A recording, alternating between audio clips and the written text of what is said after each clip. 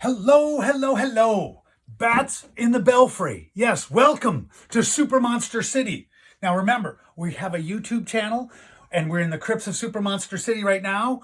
And this, at the moment, is the May of COVID isolation. And so we are taking lots of time to look at monsters. If you want to see more monsters, go to our YouTube channel, go to our Facebook page, go to our website, supermonstercity.com. We have exhibits coming up, maybe to your part of the world, so take a look. Now, this is a really cool toy from the early 60s. In fact, 1964, and it was a great slumber party toy. We loved to play with this. This toy was out on tour with the Minnesota Historical Society toy exhibit for about 4 years. Let's get it out of here. Here we go. So now just take a look at that castle. And can you, I mean, isn't that cool? That is so cool and so spooky. This was during the monster craze. So what you did, you see these little bats here? Okay, so these little bats, this is a spring-loaded plunger, which we are not going to try, because I've learned that after 60 years, toys don't always work. They sometimes go, and that's over. We don't want to do that. But you push that down, and it was on a random sort of,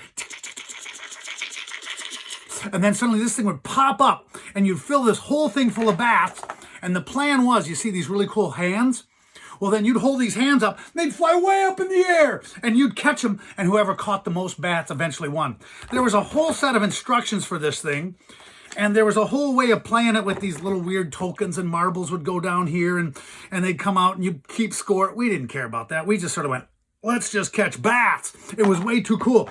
And just as we pull this out, here happens to be a Thingmaker bat. He was living in there.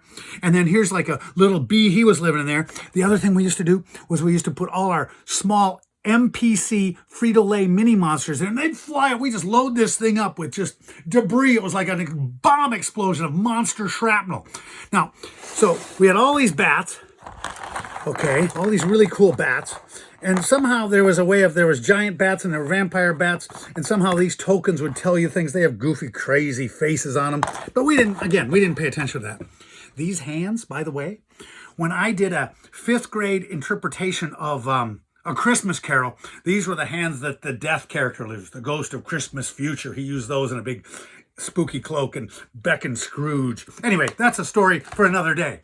But I want to show you, like, take a look at the back of this box. I mean, how could you not want to play that in a slumber party full of kids that are all like about 2nd grade? See, so there you go. Bats loaded in, marble drops down, bats explode. You catch the bats. Oh my goodness. Bats in the Belfry, an action toy by Mattel. There you go. I mean, how spooky is that?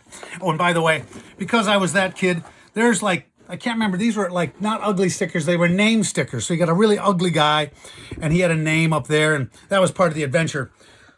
So there you go. That's Bats in the Belfry, one of the action toys by Mattel that you never see anymore. I don't even know if I have a TV commercial for it.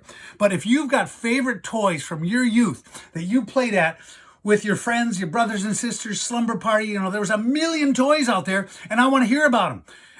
Go to our Facebook page, SuperMonster City, like us, share us, and then post the pictures of your favorite toys if you still got them. Because we still got them here. They're safe, and I want to share them with you. So we'll see you later. Take care. Bye-bye.